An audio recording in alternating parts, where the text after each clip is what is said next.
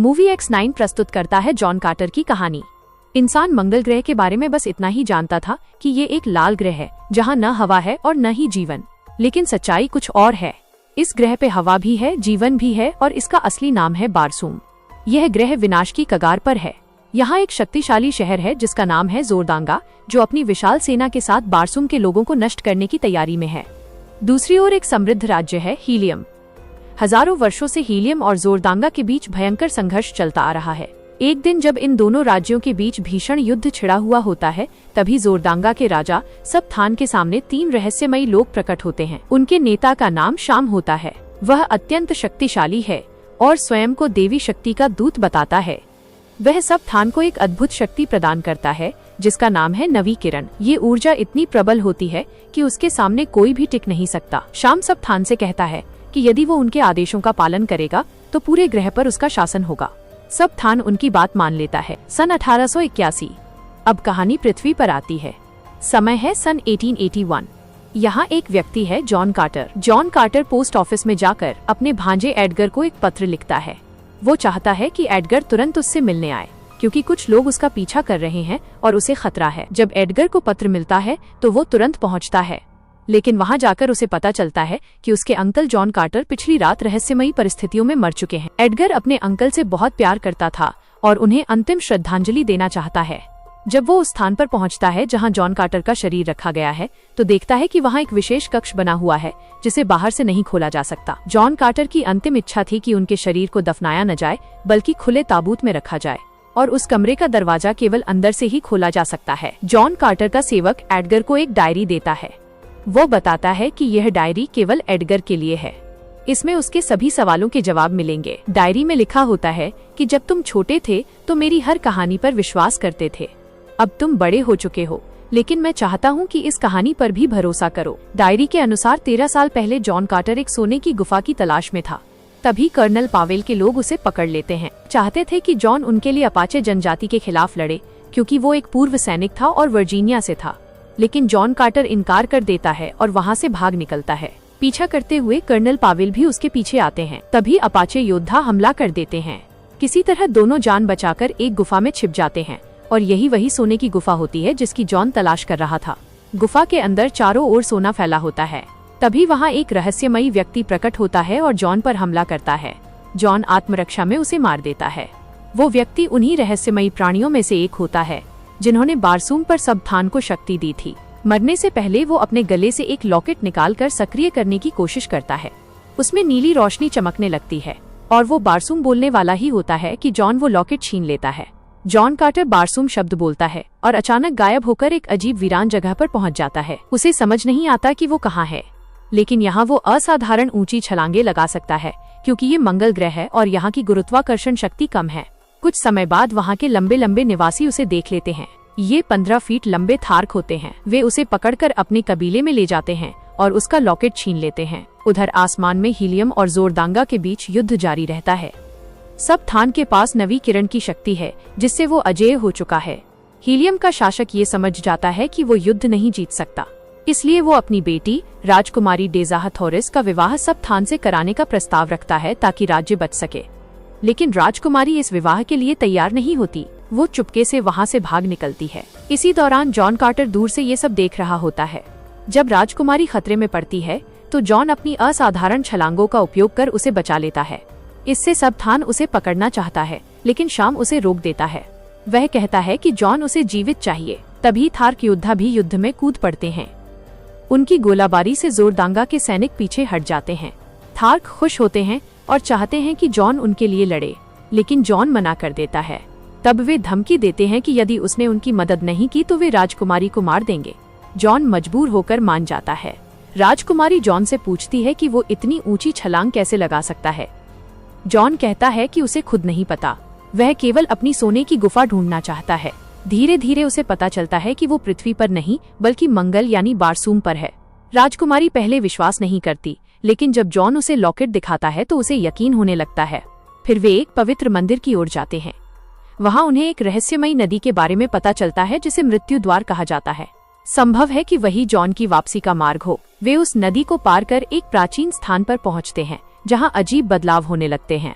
जिन्हें लोग देवी का चमत्कार समझते हैं, वे असल में उन्नत मशीनों की तकनीक होती है। अब राजकुमारी को यह स्पष्ट हो जाता है कि नवी किरण की शक्ति वास्तव में सब थान को उन्हीं रहस्यमयी प्राणियों ने दी थी। इसी जगह उसे इस बात का भी पूरा विश्वास हो जाता है कि जॉन कार्टर सच कह रहा था। वो सचमुच वर्जीनिया का रहने वाला है और पृथ्वी से यहाँ आया है। एक ग्रह से दूसरे ग्रह पर जाने और वापस लौटने के लिए कुछ विशेष शब्द होते हैं जिन्हें उस लॉकेट के साथ बोलना पड़ता है, तभी यात्रा संभव होती है। लेकिन समस्या ये है कि वे शब्द एक प्राचीन लिपि में लिखे हैं जिन्हें वे पढ़ नहीं पा रहे। इसी बीच अचानक शाम अपने साथियों के साथ वहाँ पहुँच जाता है। वही शाम जिसने जोरदांगा को नवी किरण की शक्ति दी थी। वो अपने सैनिकों को आदेश देता है कि राजकुमारी और जॉन कार्टर दोनों को जिंदा पकड़ लिया जाए। उसके आदेश पर वे दोनों को बंदी बना लेते हैं। राजकुमारी को महल वापस भेज दिया जाता है, जबकि उनकी तीसरी साथी जमीन के भीतर छिपकर बच निकलती है। महल में राजकुमारी अपने विश्वसनीय सैनिकों की मदद से जॉन कार्टर को कैद से छुड़वाकर अपने कक्ष में बुला लेती है। जब जॉन को पता चलता है कि राजकुमारी जोरदांगा के राजा से विवाह करने वाली है तो वो हैरान रह जाता है। वो पूछता है कि वो ऐसा क्यों कर रही है। राजकुमारी कहती है कि जॉन हीलियम के लिए लड़ना नहीं चाहता, वो पृथ्वी पर लौटना चाहता है और उसे लगता है कि अपने लोगों को बचाने के लिए यही सही निर्णय है। राजकुमारी अब वे गुप्त शब्द जान चुकी होती है जिनसे जॉन वापस पृथ्वी जा सकता है। वो लॉकेट उसके हाथ में रखती है और कहती है कि मेरे पीछे शब्द दोहराओ। जॉन बोलना शुरू करता है लेकिन अंतिम शब्द नहीं कह पाता क्योंकि अब वे दोनों एक दूसरे से प्रेम करने लगे हैं। उसी समय दरवाजा खुलता है और जोरदांगा का राजा वहां पहुंच जाता है। जॉन तुरंत ऊंची छलांग लगाकर दीवार के ऊपर छिप जाता है, इसलिए कोई उसे देख नहीं पाता। जब सब चले जाते हैं और जॉन नीचे उतरता है तो उसके सामने एक स्त्री खड़ी दिखाई देती है, लेकिन वो असल में स्त्री नहीं बल्कि स्वयं शाम होता है जिसने रूप बदल रखा है। वही जिसने सब थान को नवी किरण दी थी और जो ग्रहों के विनाश की योजना बनाता है। शाम अपनी शक्ति से जॉन कार्टर को वश में कर लेता है। वो नवी किरण की ऊर्जा उसकी देह में प्रवाहित कर देता है, जिससे जॉन पूरी तरह उसके नियंत्रण में आ जाता है। अब जॉन न तो भाग सकता है और न ही प्रतिरोध कर सकता है। शाम उसे बताता है कि कम गुरुत्वाकर्षण और उसकी शारीरिक संरचना के कारण बारसूम पर उसकी ताकत बढ़ गई है। वही ये भी कहता है कि उनका कोई स्थायी अस्तित्व नहीं है और इस रहस्य को छिपाए रखने के लिए उन्हें बहुत प्रयास करने पड़ते हैं। शाम एक वृद्ध महिला का रूप धारण कर जॉन को उस स्थान पर ले जाता है जहां राजकुमारी और जोरदांगा का राजा विवाह की तैयारी में है। आज रात दोनों चंद्रमा एक साथ आकाश में मिलेंगे और उसी क्षण विवाह की रस्म पूरी होगी। शाम बताता है कि राजकुमारी अत्यंत बुद्धिमान है, उसने नवी किरण का रहस्य खोज लिया है, इसलिए आज रात जब दोनों चंद्रमा मिलेंगे तब राजकुमारी और वो हर व्यक्ति जो इस रहस्य को जानता है मारा जाएगा।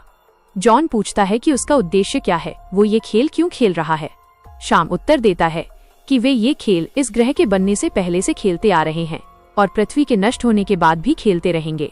वे नवी किरण जैसी शक्तियां उन लोगों को देते हैं जो मूर्ख और क्रूर हों, ताकि वे खुद अपने ग्रह का विनाश कर दें। वे सीधे किसी ग्रह को नष्ट नहीं करते, केवल परिस्थितियां बनाते हैं। वो कहता है कि जब किसी ग्रह पर जनसंख्या बढ़ती है, लोग धर्म और विचारधाराओं में बढ़ जाते हैं और आपस में लड़ते हैं, वहीं से विनाश शुरू हो जाता है। वे अमर हैं, उनकी कोई उम्र नहीं। जॉन जवाब देता है कि वो उनके जैसे एक को पहले ही मार चुका है। तभी जॉन का वफादार मार्टियन कुत्ता वहां आ पहुंचता है और शाम के हाथ पर लगे उस उपकरण को काटने लगता है। वह तुरंत एक उड़ने वाले यान पर सवार होकर वहां से निकलता है। उसके पीछे शाम के लोग पड़ जाते हैं। रेगिस्तान में उसकी तीसरी साथी मिलती है और पीछा कर रहे यान पर गोली चला देती है। हालांकि संघर्ष के दौरान जॉन का यान भी दुर्घटनाग्रस्त हो जाता है। जॉन निर्णय लेता है कि उसे राजकुमारी को बचाना ही होगा और इसके लिए उसे थारकों की पूरी सेना की जरूरत होगी। वो थारकों के पास पहुंचता है, लेकिन वहां सत्ता बदल चुकी होती है। पुराने सरदार को कैद कर दिया गया है। नया शासक जॉन से नफरत करता है और उसे मारना चाहता है। अगले दिन जॉन और पुराने राजा को एक विशाल दैत्य के सामने छोड़ दिया जाता है। जॉन उस राक्षसी प्राणी को मार गिराता है और साथ ही उस गद्दार को भी खत्म कर देता है जिसने पुराने राजा को हटाकर सत्ता हथियाई थी। पुराने सरदार को फिर से राजगद्दी मिल जाती है। अब जॉन और थार्क मिलकर राजकुमारी को बचाने निकलते हैं। जॉन समय पर पहुंचकर साजिश का खुलासा करता है कि जोरदांगा के सैनिक हीलियम को घेर चुके हैं और विवाह के बाद हमला होगा। युद्ध छिड़ जाता है। थार्क और हीलियम मिलकर जोरदांगा से भिड़ते हैं। जॉन सब थान को मार देता है, लेकिन शाम राजकुमारी का रूप धारण कर उसे बंधक बना लेता है। राजकुमारी चतुराई से उसका उपकरण छीनकर फेंक देती है, पर वो उसे फिर हासिल कर लेता है और जॉन के वार करने से पहले ही गायब हो जाता है। युद्ध समाप्त होता है। जॉन और राजकुमारी का विवाह हो जाता है, लेकिन सुहाग रात पर ही शाम फिर आता है और जॉन के हाथ को छूकर वे शब्द पढ़ लेता है जिनसे पृथ्वी लौटा जा सकता है। वो जॉन को वापस पृथ्वी भेज देता है। जॉन होश में आता है तो खुद को उसी सोने की गुफा में पाता है वो वापस जाना चाहता है, लेकिन उसके पास उपकरण नहीं है। अगले 10 वर्षों तक वो उस उपकरण की तलाश करता है। अंततः उसे वह मिल जाता है। इधर एडगर डायरी पढ़ रहा होता है। डायरी में लिखा है कि अब तुम समझ गए होंगे कि मैंने अपने शरीर को दफनाने से क्यों मना किया। यदि पृथ्वी पर शरीर नष्ट होगा तो बारसूम पर भी अंत हो जाएगा। उस कमरे की चाबी तुम हो। एडगर उस कक्ष के पास जाता है। दरवाजे पर अक्षर लिखे होते हैं। वो एडगर लिखता है, पर दरवाजा नहीं खुलता। तभी उसे याद आता है कि जॉन उसे नेड कहता था। जैसे ही वो एनेड लिखता है, दरवाजा खुल जाता है।